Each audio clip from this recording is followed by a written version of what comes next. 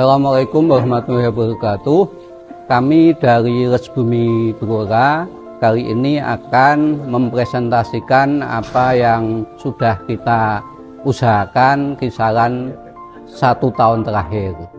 Perlu kami sampaikan bahwa di awal abad 20, kisaran tahun 1920-1930, semua komponen bangsa mengalami dinamika yang sangat dinamis. Termasuk juga entitas masyarakat santri, begitupun juga yang ada di Blora.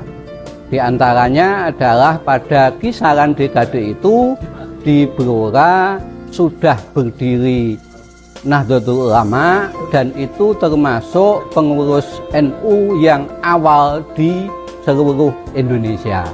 Yang ada di depan ini adalah bukti-bukti dari berdirinya NU Blora. Tapi tentu saja ini tidak berdiri sendiri, bahwa apa yang terjadi di kisaran dekade ketiga abad 20 itu dimulai jauh sebelum awal abad 20. Di antaranya adalah keberadaan kampung-kampung santri kuno. Salah satu hipotesa kita adalah keberadaan masjid sebagai pusat kegiatan masyarakat muslim saat itu.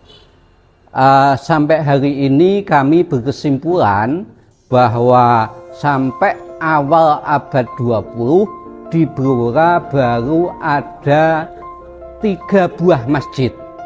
Pertama adalah Masjid Jami Blora. Ini adalah foto masjid tahun 1862.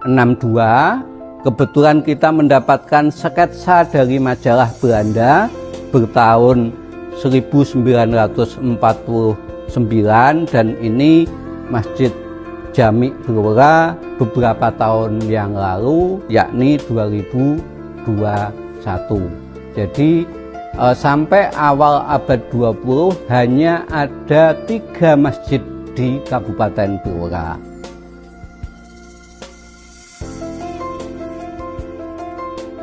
Selain masjid, yang menjadi bukti keberadaan kampung-kampung santri adalah kitab.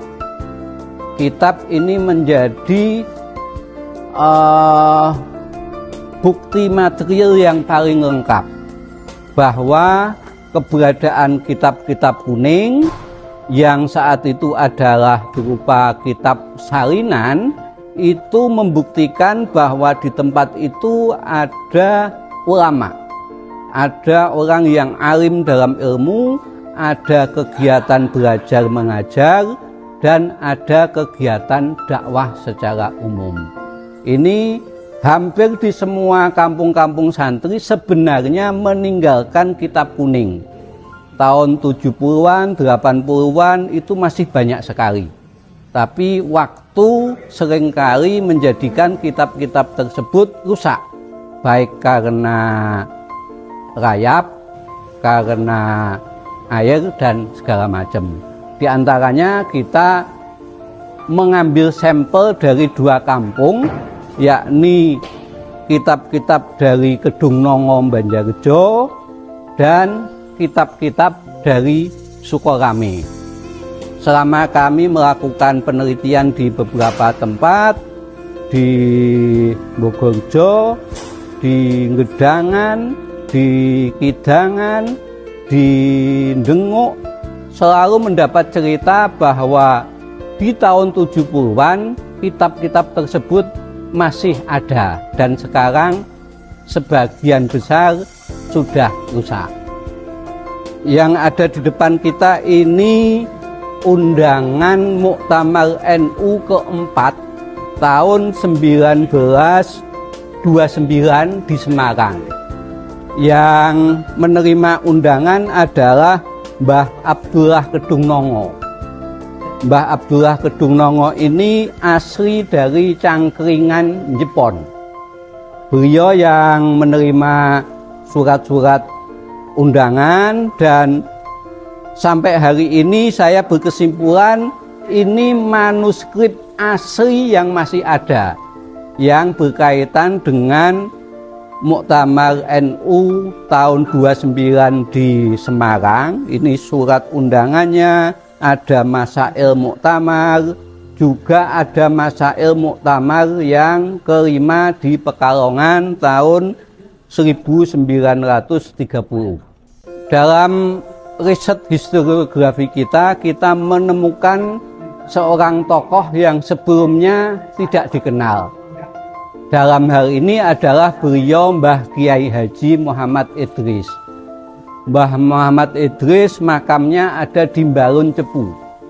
Kami sempat menemui duriyahnya, yang informasi diterima para duriyah, Mbah Idris itu jaduk, dan kalau istirahat ada di atas pohon.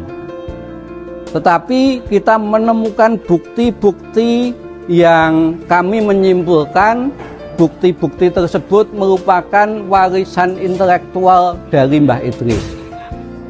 Pertama, bahwa Mbah Idris pada tahun 1927 oleh masyarakat setempat diusulkan kepada bupati untuk menjadi imam Masjid Mbalun Sedagaran. Perlu diketahui bahwa saat itu tidak sembarang orang boleh menjadi imam. Maka untuk menjadi imam harus ditetapkan dengan SK Bupati. Dan Mbah Idris sudah menjadi imam masjid di Mbalun tahun 1927. Kemudian pada Muktamar NU keempat di Semarang, ternyata 3 usulan Mbah Idris sudah menjadi masail resmi dari muktamar tersebut. Usulannya pertama, agar NU mempunyai toko kitab yang lengkap tentang kitab-kitab ala Ahlu Sunnah wal Jamaah. Kemudian usulan kedua, agar NU menerjemahkan Al-Quran untuk memudahkan masyarakat awam memahaminya. Perlu diketahui saat itu menerjemahkan Al-Quran itu masih belum bisa diterima oleh mayoritas ulama, karena dikhawatirkan ada distorsi pemahaman terhadap Al-Quran, dan Mbah Idris sudah mengusulkan itu.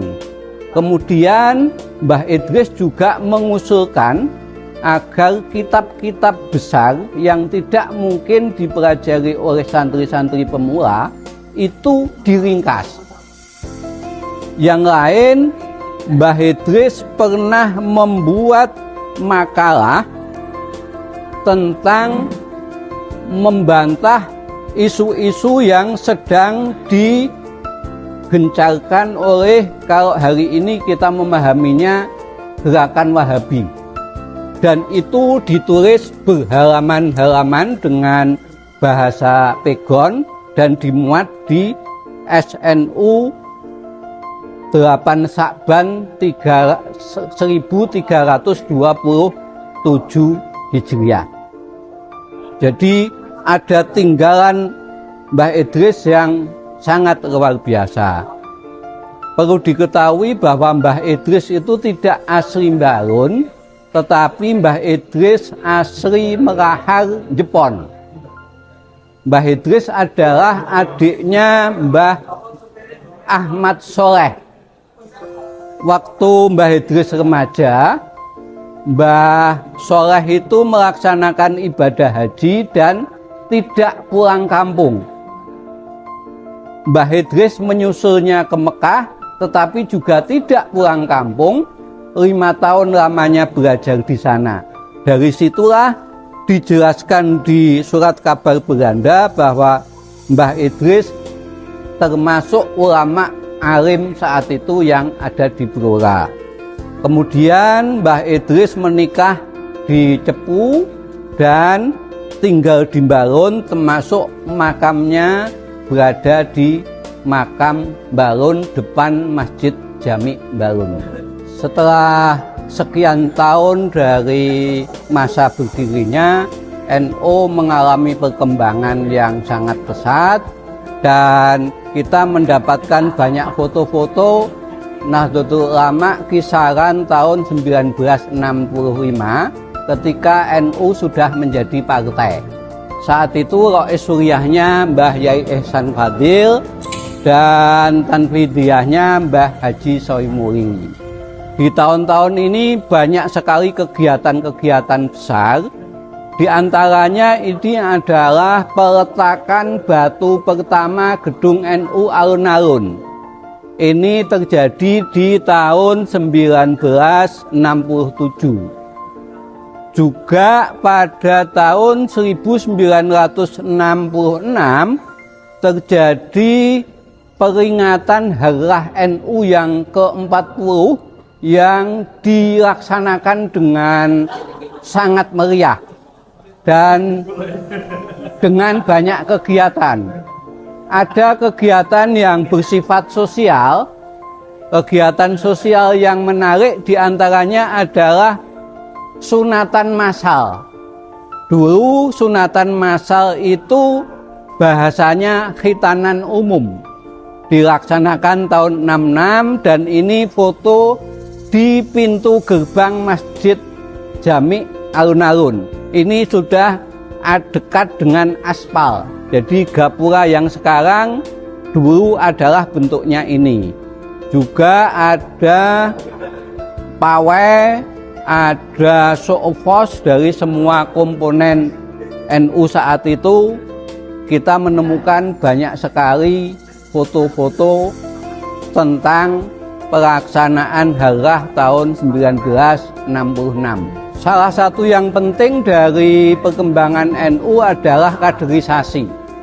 Dan kita menemukan foto-foto kaderisasi terutama yang dilakukan oleh Ansor dan Ibnu IPPNU.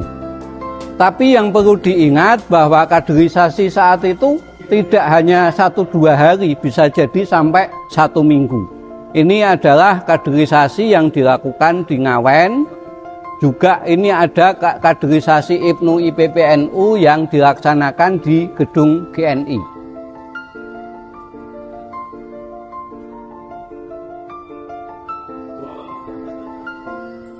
Sementara ini cerita-cerita NU itu banyak terkait dengan peristiwa 65.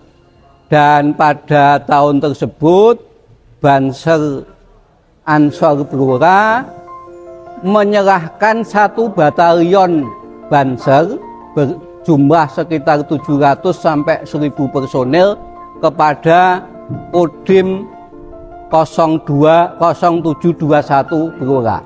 Terima kasih, ini adalah presentasi kami dan yang kami lakukan adalah proses historiografi NU Blora. Hasil dari historiografi ini nanti akan kita bukukan menjadi buku sejarah NU Blora.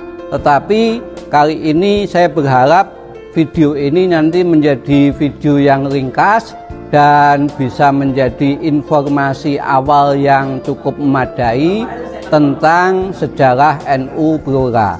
Atas partisipasi semua pihak kami mengucapkan terima kasih. Assalamualaikum warahmatullahi wabarakatuh. Alhamdulillah. Sungguh saya sebagai pengurus wilayah Nahdlatul Ulama Jawa Tengah merasa senang sekali di mana generasi-generasi muda mau mengumpulkan dokumen-dokumen yang sangat penting yang ini merupakan suatu benang merah kesejarahan antara Nahdliyin atau pengurus Nahdliyin saat ini dengan Nahdliyin pertama kali dan pengurus-pengurusnya. Tentunya kalau melihat semangat dan tekad, barangkali niat, kita jauh sekali dengan beliau-beliau yang sudah mendahului kita. Maka dengan adanya usaha untuk merangkai sejarah ini, kita dapat mewarisi semangat, tekad, serta niat beliau yang khalisan mukhlisan liwajillahil karim. Semoga bermanfaat dan ini harus dijaga dengan baik, kemudian diteruskan, didokumentasikan sehingga anak-anak cucu kita dan para santri-santri semua tahu tentang sejarah NU, terutama di Blora ini. Terima kasih. Assalamualaikum warahmatullahi wabarakatuh.